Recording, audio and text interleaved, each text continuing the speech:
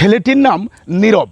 ছেঁড়া জুতা পায়ে দিয়ে স্কুলে যেত এবং নীরবের বাবা রিক্সা ড্রাইভার ছিল, রিক্সা চালাতো।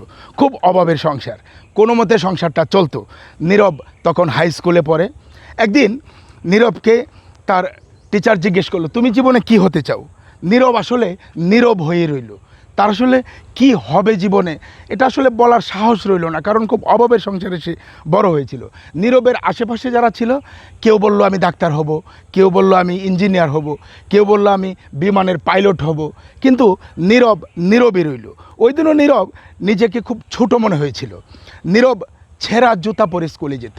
নীরবের একটি মাত্র শার্ট ছিল, যেদিন শার্ট রোদে না শুকাতো সেদিন সে স্কুলেও যেতে পারতো না। এভাবে নীরব কোনো মতে কলেজে উঠল।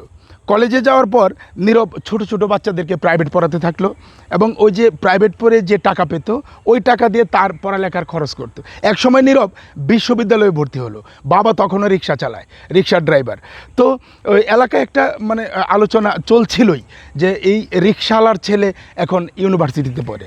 নীরব ভার্সিটি থেকে পড়ালেখা সম্পূর্ণ করে নীরব ভালো একটা চাকরিও পেয়েছিল এবং নীরব তখন ওই যে টিউশনি করতো, সে চাকরির পাশাপাশি বিভিন্ন ছেলেদেরকে যারা একটু দরিদ্র ছেলে তাদেরকে প্রাইভেট পড়াতো এবং খুব কম টাকায় কোনো ছেলে এবং মেয়েকে সে বিনে পয়সাও পড়াতো। কারণ সে জানতো যে দরিদ্র ঘরে জন্ম নেওয়ার পর পড়ালেখাটা করা কতটুকু কঠিন, এটা নীরব তার বাস্তব জীবন থেকে শিখেছিল, জেনেছিল এবং খুব কাছ থেকে নয়, পুরো নিজের জীবনটাই দরিদ্রতার মধ্যে বড় হয়েছিল। নীরব এখন ভালো একটা চাকরি করে, পাশাপাশি কষ্ট করার পরেও সময় বের করে দরিদ্র যে ছেলে মেয়েরা আছে স্কুলে পড়ালেখা করে তাদেরকে প্রাইভেট পড়ায়, কাউকে বিনা পয়সায়, কাউকে খুব কম টাকা বেতনে। নীরব এখন প্রতিষ্ঠিত একজন টিচার এবং প্রতিষ্ঠিত একজন চাকরিজীবীও।